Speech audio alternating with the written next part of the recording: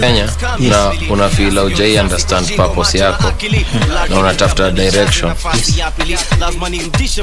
Hiyo nyimbo was the one song yenye na to unite, na nashukuru Mungu juu kama rapper nilikaa chini nika unpack.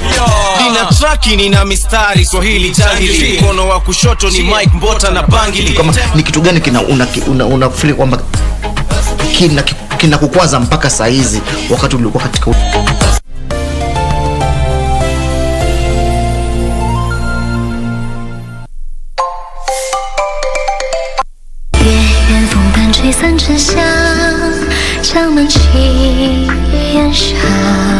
Guards!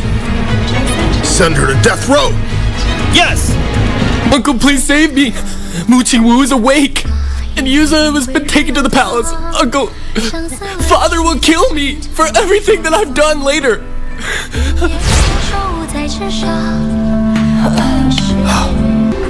I never expected the Chancellor would gather so much gold and jewelry.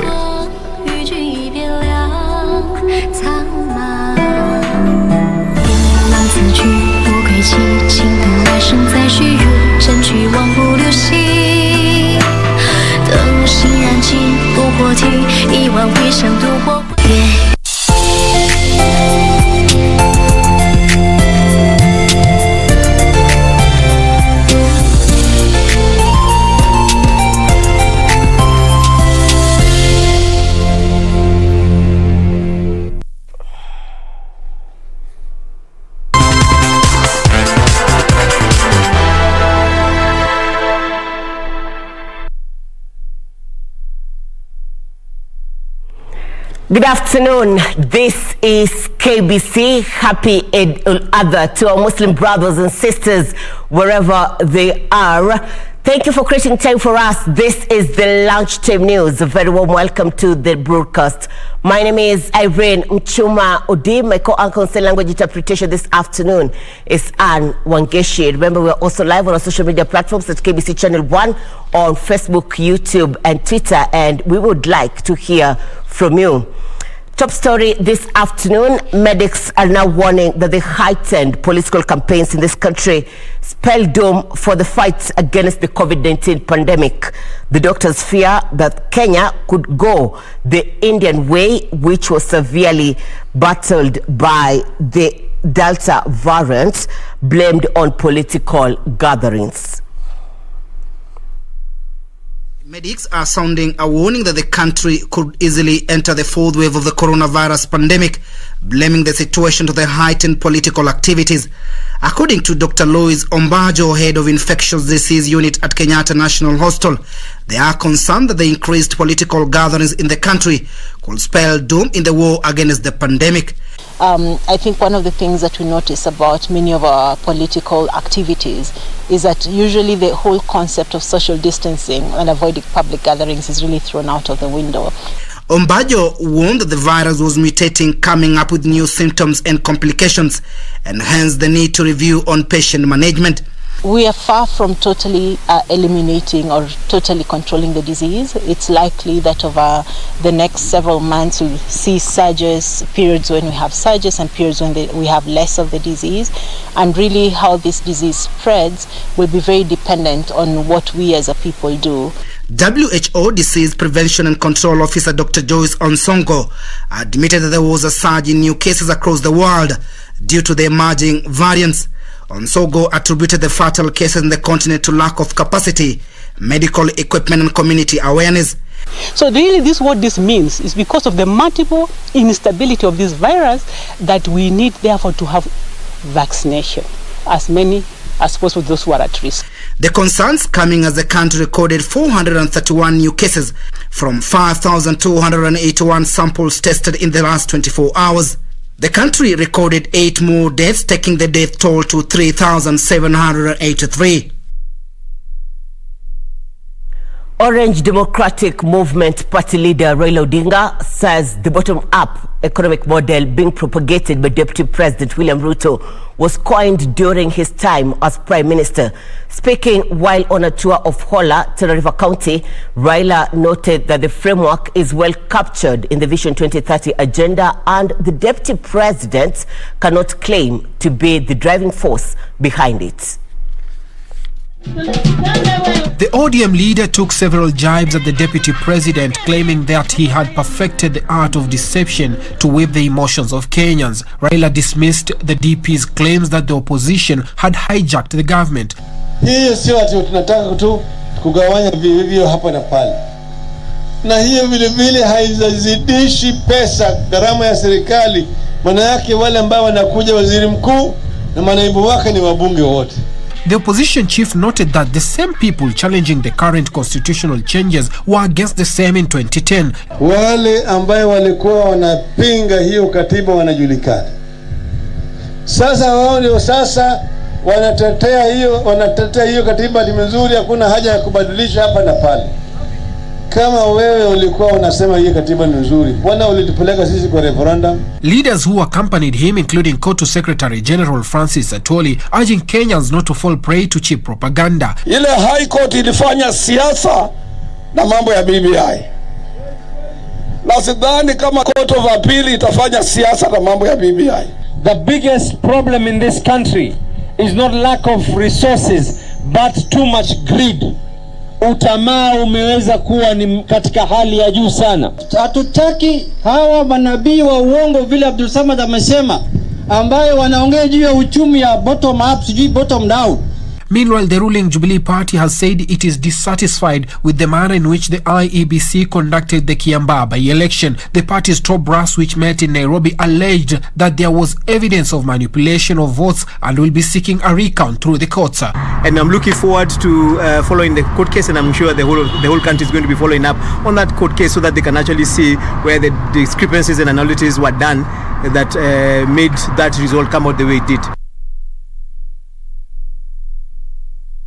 Deputy President William Ruto says those pushing for constitutional review should abandon the course and instead focus on finding solutions to economic challenges facing Kenyans. Ruto says the interest of the country was not in the Building Bridges initiative and that the only conversation leaders should have right now is how they will empower the citizenry. For 3 days, Deputy President William Ruto has pitched camp in the Coast region, selling his bottom-up economic approach. Piece by piece, Ruto has tore into the contents of the Building Bridges initiative.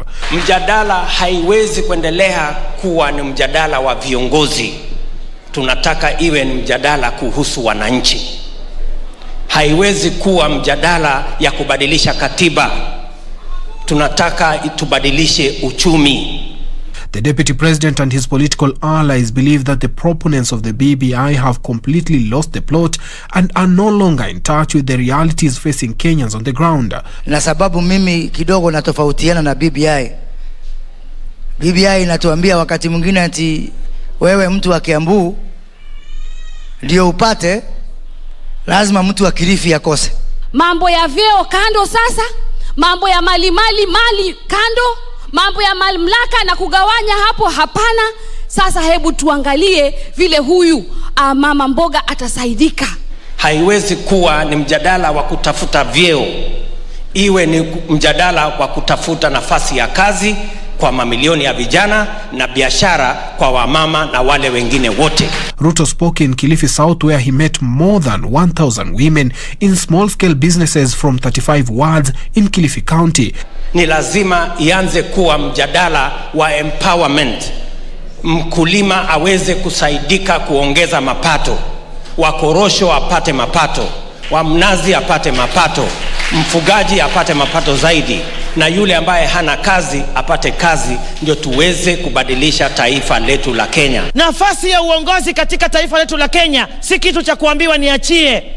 Tunaachia mtu ambaye ako na agenda na mtu ambaye ako na uwezo wa kulichukua taifa hili letu la Kenya kulipeleka sehemu nyingine katika masuala ya kiuchumi. Naibu wa Rais ametuonyesha kwamba inawezekana mtu wa chini kutoka pale chini na kupanda pale juu.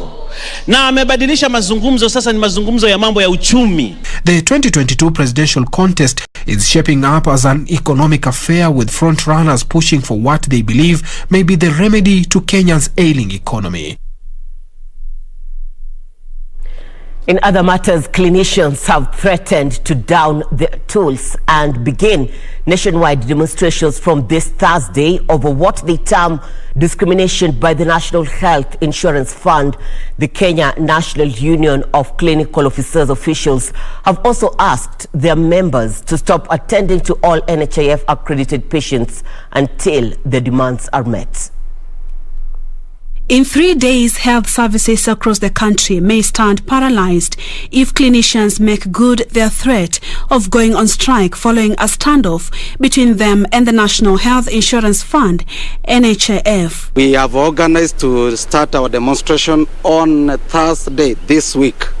So all the clinical officers, we are expecting to have more than 300 clinical officers here at the NHIF headquarters to present our petition. The clinicians have also threatened to stop attending to all NHIF accredited patients in the country and begin peaceful demonstrations from Thursday this week. They are refusing to register and declare hospitals owned by clinical officers contrary to Act number 20 of 2017, revised 2019, the act that regulates clinical officers' council. The standoff is triggered by the National Health Insurance Fund requirement that all clinical officers run health facilities be registered under the Kenya Medical Practitioners and Dentist Council over and above the Clinical Officers Council.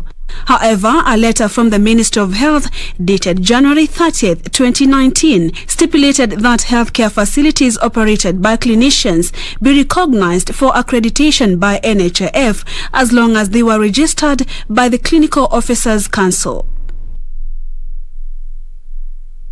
You're watching Channel 1 Lunchtime News. We are taking a short commercial break. We'll be back with more. Stay with us.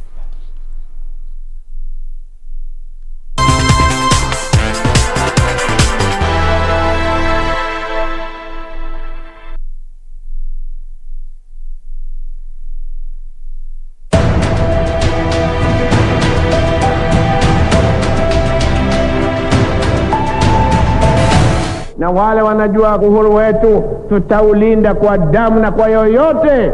Kidole juu, abana goba kutia kidole juu. Uhuru! Na basi ndugu zanguni, kama Kenya iko na wenyewe nikiwaongoza nyinyi, mimi nasema usiku na mchana, mimi niko tayari kwenda mbele na kupambana na yeyote ambaye angethubutu kuharibu uhuru wetu. Wajue kwamba Kenya iko na wenyewe. Harambee! Harambee!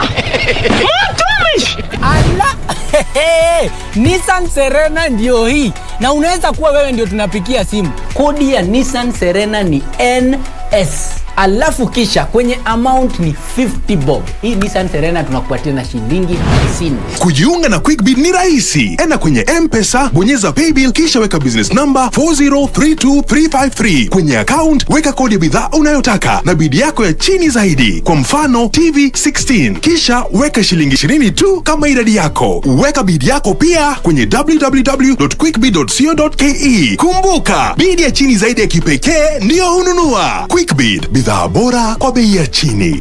It's your romance, your drama, and intrigue. So this was your plan all along, eh? I want you out of my house. Your game, your heroes.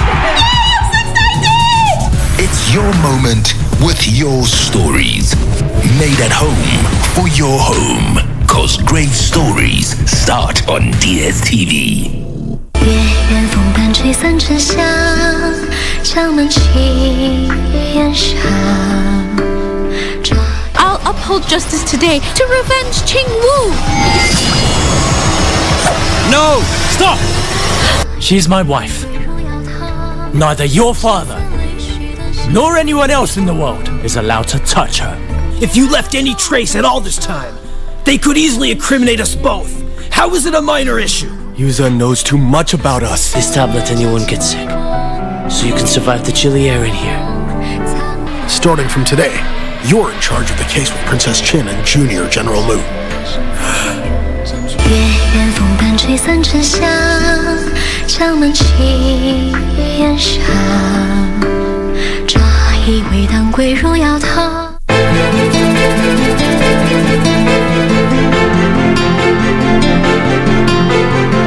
Mimi nataka uwe kama wanawake wengine, kasirika, vunja vikombe, vunja visahani,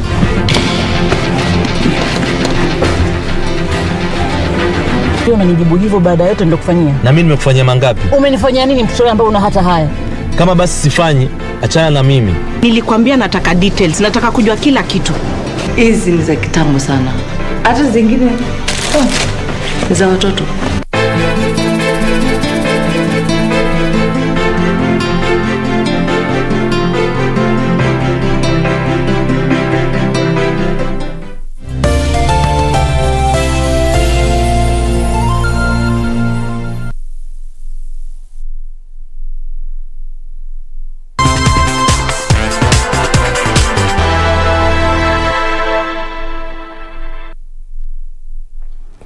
Thank you for staying with us. You're watching Channel 1 Lunchtime News. Now, a group of reformed women circumcisers in Kajiado County are leading a campaign against female genital mutilation among girls.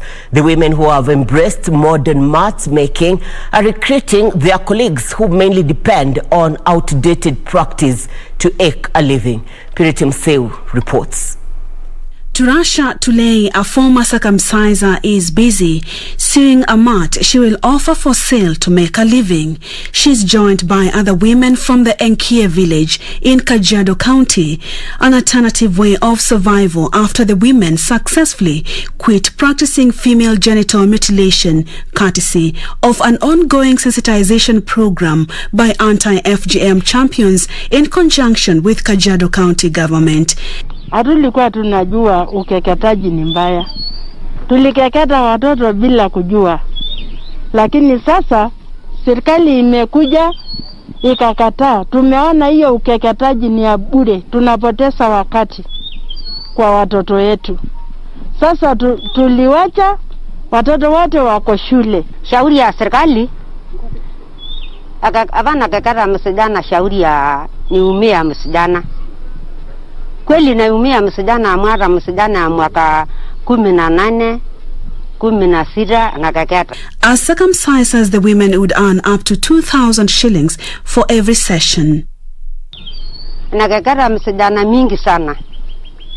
Anafundisha mama mwingine. Ama hapana kasi ingine. However, the modern mat making is giving them more than double of their previous income. Watu wamekuwa na ujanja sana wa kukeketa wasichana, na tuko pia karibu na boda sana ya Tanzania. Kwa hivyo unapata wazazi wengi wanapeleka watoto upande wa Loitoktok, wana cross border, wanaenda wanatairi na wanarudi. Women spent most of their time reaching out to other women from different villages, rooting for an FGM-free community in a campaign dubbed "Cut the Garment, Not the Girl." According to the former National Anti-FGM Board member Agnes Leina, the war against outdated practice in the region is bearing fruits. According to the Health Demographic Survey of 2014, Kajiado was standing at 78%. Right now, the Kajiado came up to 74% and now it's around 71%. It has come down. And Kajiado will be among the first counties to end FGM in this country. Despite Kenya banning female genital mutilation in 2011, the tradition of circumcising girls has continued in some ethnic communities. Purity Museo, Lunchtime News. For 40 years, legendary musician Eli Akumu, popularly known as Osito Kale, has kept his legion of fans entertained, earning accolades and cementing his position as the undisputed king of Luo Benga music. On Madaraka Day this year, Osito Kale officially introduced himself to the country by leading a host of musicians in entertaining the president and his guests at the Kenyatta International Stadium. Now, KBC's Wycliffe Okech visited the legendary musician at his home in Asembo Bay and filed the following report.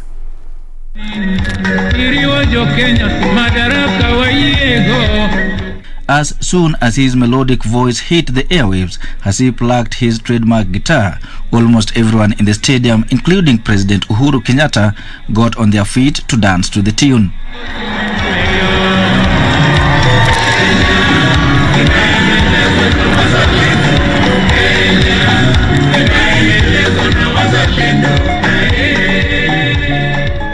For the locals, this was an opportunity to enjoy a piece from a legendary Benga maestro who has reigned in the ranks for long. But where did it all start for Osito Kale? Sasa muziki nilianza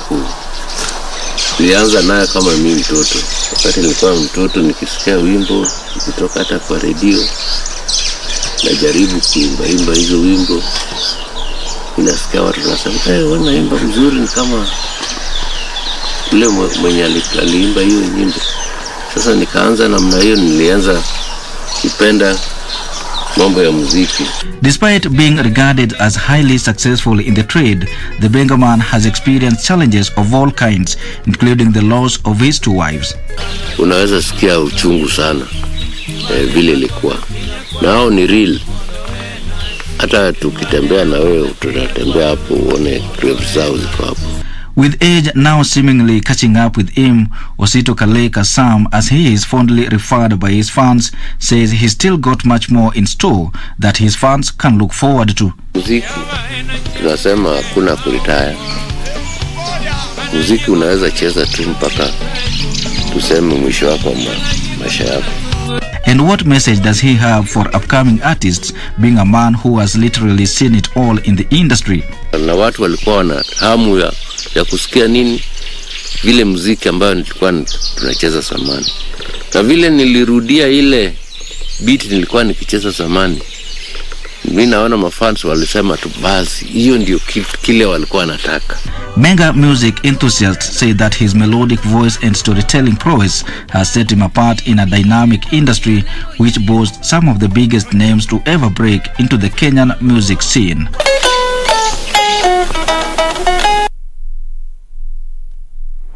The county government of Bomet has launched a cancer research center following high prevalence of disease in the South Rift region. The center will help in investigating the root cause of the killer disease. Speaking at Longisa County Referral Hospital, Area Governor Hilary Barchok called for mass screening to aid early detection and treatment. The research center was established after scores of women in Bomet County turned out positive for cervical and breast cancer through a screening exercise done at the Longisa County Referral Hospital. So before we distribute... Speaking at the facility, Bomet Governor Hilary Barchok said the county wants to understand the cause of the killer disease for possible quick action. They have been able to screen close to 200 women, and they had around 20 cases that were positive. And in these 20 cases, I'm informed that they can treat those cases, which is a very big plus on our side. So let us come out, seek for services, especially the ones that have indicated the issue of cancer has been a challenge, and we want to call upon our people. Let us come out early, let us do the screening, cervical cancer, breast cancer. Barchok said once the investigations have been established, the county will be able to develop plans on how to address the situation. For Lunchtime News, I'm Nisi Imano. Something is happening in Migori County and it is boosting the economic status of the residents in a big way. This thanks to the Regreening Africa, a project that works with farmers to rehabilitate degraded land with the aim of improving livelihoods, food security, and boost resilience of small-scale farming to climate change. But how does it work? Purity Mseu was in Migori and filed the following report.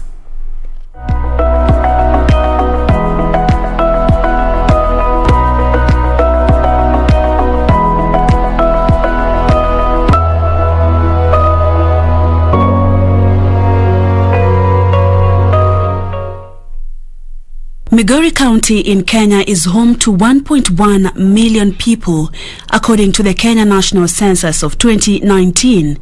People here are dependent on two main sources of livelihood: crop farming and fishing. Both are naturally dependent on ecosystems.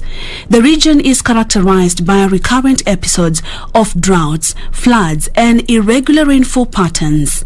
People encroached this vast land of Nyatike, and there were so many cultivation taking place. People were growing maize and other types of crops. The good news is that a remarkable transformation is taking shape in Migori's Nyatike sub-county, thanks to a project that aims at improving livelihoods, food security, and boost resilience of small-scale farming to climate change. This through the Regreening Africa, a project to incorporate trees into croplands, communal lands, and pastoral areas. Through the effort of ecosystem conservator Migori, Mr. Buto, we managed and we make sure that all the cultivation which was taking place here stopped within 3 months. The Regreening Africa project that the government is currently implementing with its climate change partners trains communities on how to rehabilitate the ecosystem to improve access and availability of nutritious food. Charles Othiambo from the World Vision Kenya explains how communities have embarked on a unique farming method known as farmer-managed natural regeneration to restore and improve agriculture, forested and pasture lands. The first step if a farmer wants to practice FMNR is you go to a site like now where we are. You look at the growth pattern of the trees that are there. If there are new ones coming up, sprouting, then you look at how are they coming up. Once he has selected them, then he has to do careful pruning by cutting them up, from down up. And once he does that, he reduces the chances of causing excessive injury. And when the pruning is done, you also do it in a way that you only go to half of the entire length of the stem from above the ground to where the top of the canopy is. 2 years ago, Samson Ouma's life took a turn courtesy of the new practice. We used to go without food, as I had told you, but now the harvest is in bumper beans. Even last season I got over 45 bags, of which I paid the school fee for my boy in Form 1 at St. Gabriel's Gorukwaj. Now, once pruned from these trees, the leaves from these branches are carefully removed and left on the soil to act as manure, while these branches will act as firewood or even be used to make charcoal. Aside from being a farmer, Samson produces charcoal in a more sustainable way and without having to destroy the forest. The pruned branches are very important, and they have been placed there. The ones for cooking, the ones to be sold at Matanda, and the ones to be used for making charcoal. Today, his produce has doubled, his family reunited, his children are back in school, creating a cycle of prosperity and better nutrition. If you go to the house, you will get that I still have more than 10 bags of maize packed, and even if this season fails, I don't have a problem with food. This one small investment has made the whole difference, and these valleys now help lift an entire community. Job well done, Purity Mseu. Remember, the second part of Regreening Migori will be coming to you tonight by Purity. Be sure to keep it KBC Channel 1. In other developments, the death toll from the Malanga tanker tragedy has risen to 15 after more victims succumbed at the Siaya County Referral Hospital. The hospital has also confirmed that there are no more missing victims as they have all been accounted for. The victims died while siphoning fuel after a petrol tanker overturned and exploded in Malanga area on the Kisumu-Busia highway on Saturday night. Received a total of 26 patients in this hospital with varying degrees of injury. There are a few others scattered in various facilities in Inuka and in Yala with minor injuries. Here we are dealing with the more severe injuries.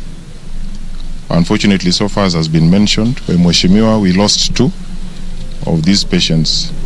Our team is working very hard to provide the best possible care. As per the government protocols, we have a very robust referral system which shall ensure that patients who need specialized care are quickly referred to the next levels. Witness horrible scenes in the hospital wards. More than the 20 or so patients who are here have more than 50% burns. Some of them very deep burns. And I really wish to thank the press for bearing up with the medical staff here because I think for the integrity of the patients, any live pictures of the status of these patients would have compromised their integrity and also may interfere with the emotions and sympathies of families. I trust God that we'll get majority of them out of the difficult moments. We have seen a lady who is pregnant in a very difficult moment. I hope that the hospital will be able to help in saving both the life of the mother and the life of the child.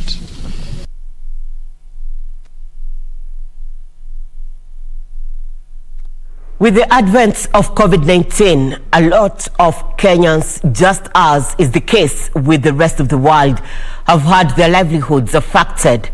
But what about persons with disability? Our reporter Ruth Wamboi sought to find out the challenges this group is facing in the midst of the pandemic. Take a look.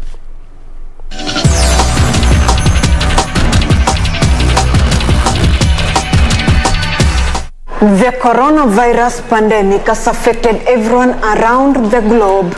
But have you ever sat down and asked yourself how tough it has been to the disabled persons? Due to his hearing impairment condition, Richard Mutahi, a father of 3, says his wife and children had to learn sign language to communicate with him. He narrates how the advent of coronavirus affected his life. Those who are retained are those who are strong and at least could be able to walk. The old and the weak, those with some conditions, had to go away. He decries what he calls a lack of adequate government support to mitigate the impact of COVID-19 on those with various disabilities. Individually, you must have something for you to grow. Because of hunger, house rent, no, those they can't. In Outer Ring Estate in Nairobi County, we meet Daniel Ogutu, who is visually impaired. I lost my sight at the age of 13 because of this nurse who was a trainee and mistakenly applied wrong chemical to my eye. Like many people with disability, he received the news of corona being in the country with shock. Less has been done. We've been left to fight it alone.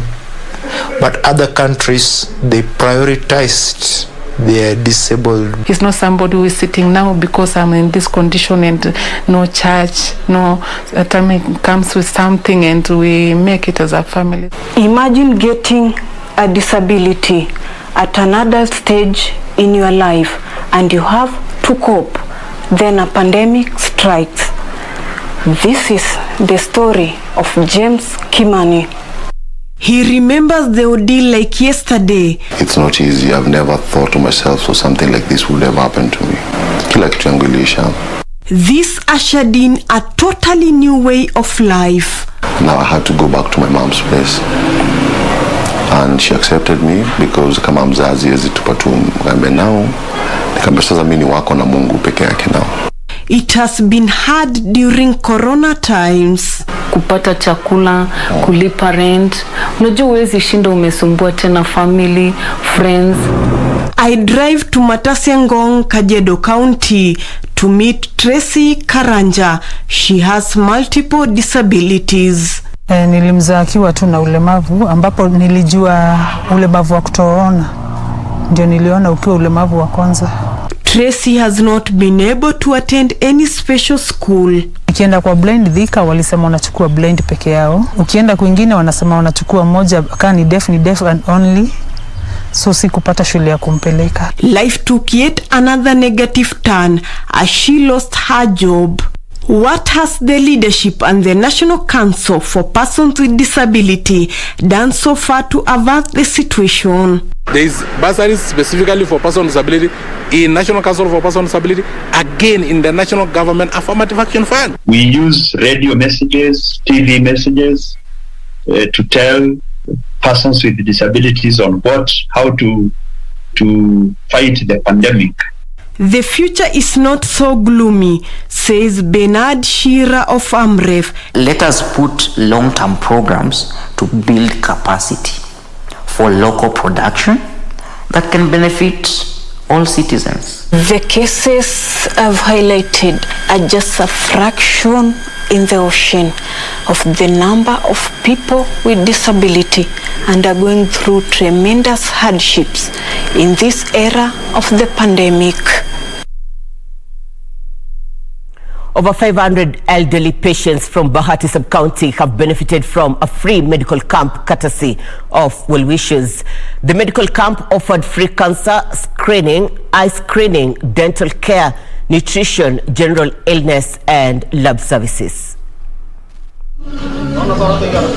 The medical camp organized by the Bahati professionals group known as Marafiki wa Yesu in partnership with Lionside First Eye Hospital and Women for Cancer group saw those with physical challenges given first priority. Tuliangaliwa na tunafurahia vile wa madaktari walikunja, walitusaidia sana.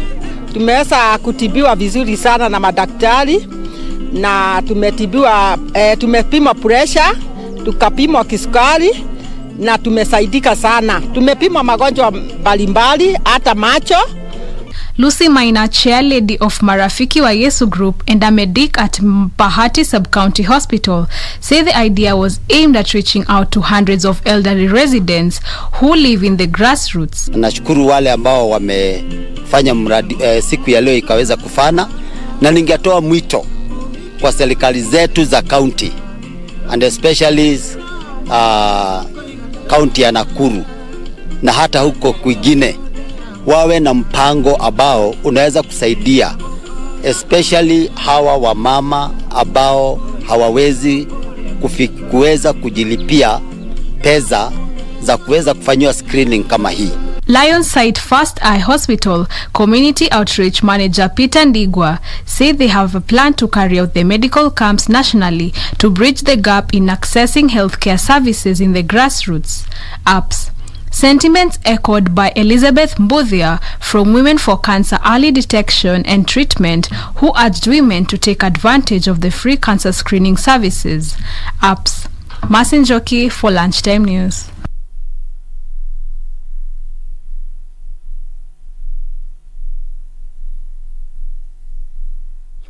Let's touch on some business news this afternoon. County governments in cotton farming regions have been urged to introduce subsidy programs to support cotton farmers purchase seeds and pesticides.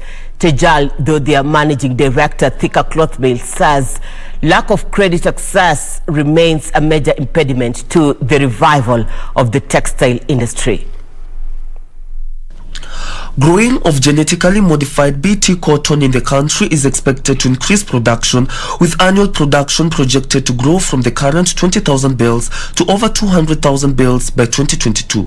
Na inatakiwa kama nchi tuweze kukuza marobota 1,200 ya pamba ambayo imesafishwa kwa kufikia mwaka wa 2022. However, financial constraints faced by smallholder farmers threaten the textile industry revival. As such, county governments in the cotton growing regions have been urged to chip in and help cotton farmers in the purchase of pesticides and cotton seeds in order to save the cotton industry from total collapse. According to Tejal Thofia, Managing Director, Thika Cloth Mills, a subsidy program will go a long way in enabling farmers to access resources they need to adapt to the effects of climate change and coronavirus pandemic. The cotton has been coming from this area for so many years, and even though the textile industry went through very, very rough times, the Pekatoni farmers never stopped growing cotton, and we never stopped manufacturing textiles. Nashukuru serikali ya county government ambayo inaongozwa na His Excellency Fahimu Yasin Toha kwa sababu ya kutupatia begu ambayo tunajivunia kutoka mwaka jana, ambao tuliweza kuvuna. Kama mimi mwenyewe niliweza kupata kilo 3,000 na nikaweza kupata pesa ya kujisaidia. Serikali isaidie karo kutransform ile mbegu yetu iwe ni mbegu yenye mazao mengi ambayo ina kinga ya dawa za makwekwe na ina kinga ya wadudu.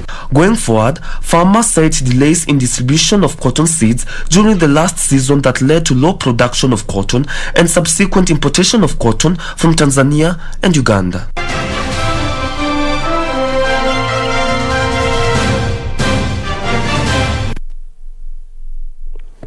Time for us to do sports. Two-time Africa high jump champion Matthew Sawe is hoping to make amends at the Tokyo 2020 Olympic Games after missing out on a chance to put up his best show at the 2019 World Athletics Championships due to injury.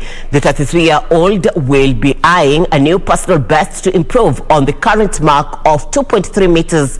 Sawe secured his place at the Tokyo 2020 Olympics through the world rankings on June 29th, where he was placed 24th by the close of the qualification window, boasting a wealth of experience from major events over the years. Sawe says he is keen to leave a mark at the largest and prestigious sporting event despite being out of competitive action for a long spell.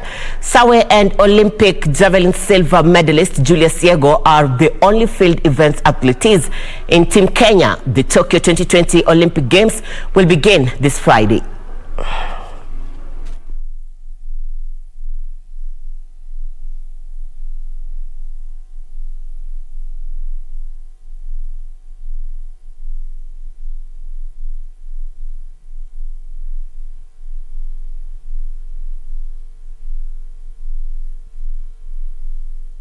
We do appreciate your feedback, especially on our social media platforms at KBC Channel 1, on Facebook, YouTube, and Twitter. We have come to the close of Channel 1 Lunchtime News. We wish our Muslim brothers and sisters once again happy Eid al-Adha. And to you, thank you for keeping it KBC Channel 1. For more details on Just Add News and many more, do log on to www.kbc.co.ke. My name is Irene Muchuma Odim. My co-uncle in language interpretation this afternoon has been Anne Wangeshi. God bless.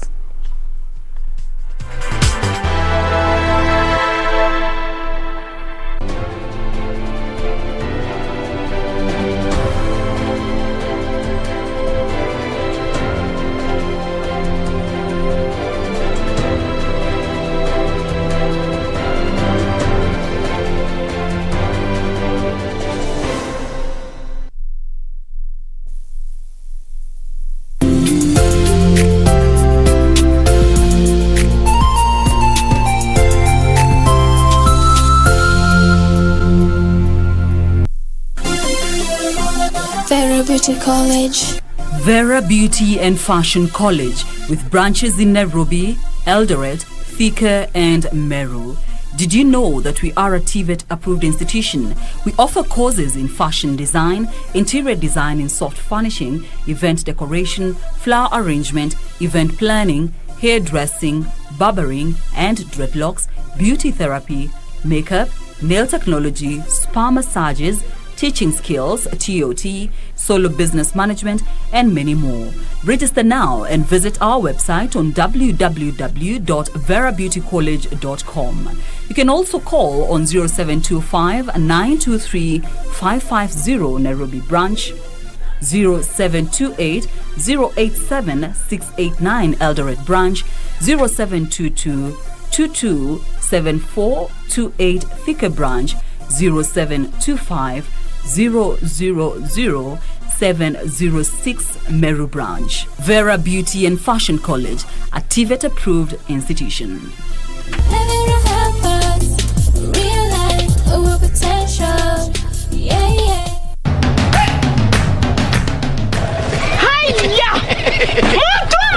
Allah!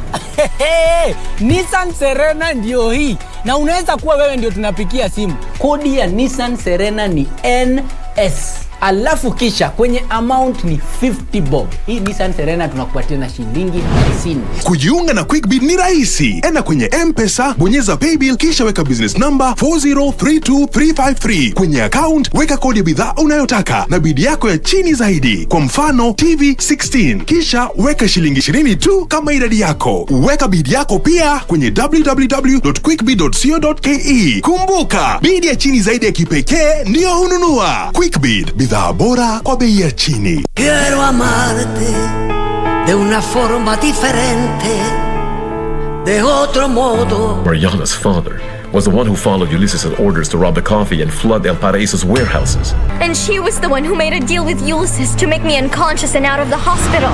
And still, when he had me kidnapped, she even went to see me at the ranch. The Ramayan or Mariana would want to move a finger for me. Then you'll stay here for the rest of your life. No one can enter. I already told you she's waiting for me.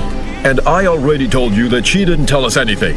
So beat it. Your mother told me before she died that it was Lucretia who had them killed. What? Yes.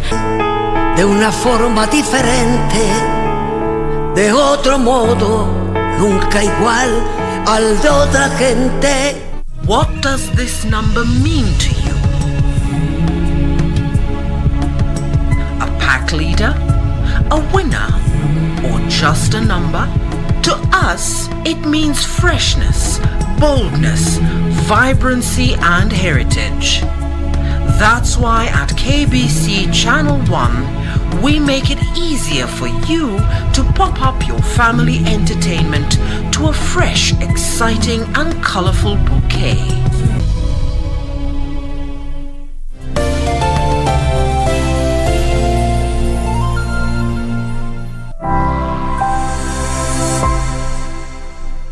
Hold up, Roguru on the spot. All up, and find me at the top. Slow down, this bang about to drop. Time for takeoff, and you know that I won't stop. What's up, guys? This is Rogoro, and you're watching Grapevine.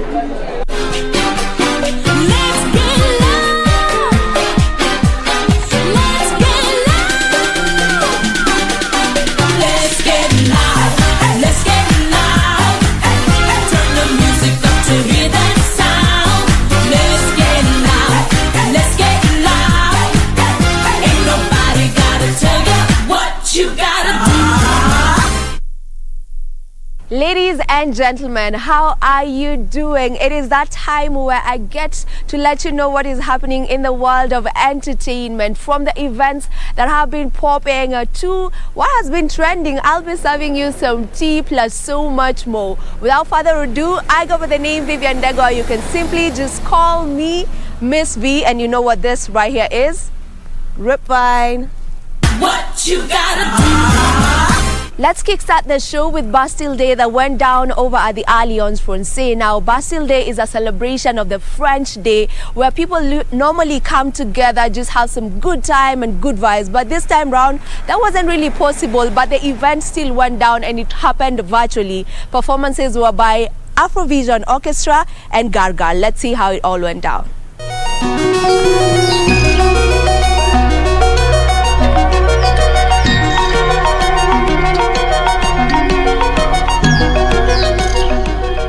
The National Day of France, better known as Bastille Day, is a national holiday in France, much like the July 4th in the USA. This year's celebration of Bastille Day, which would have been marked with an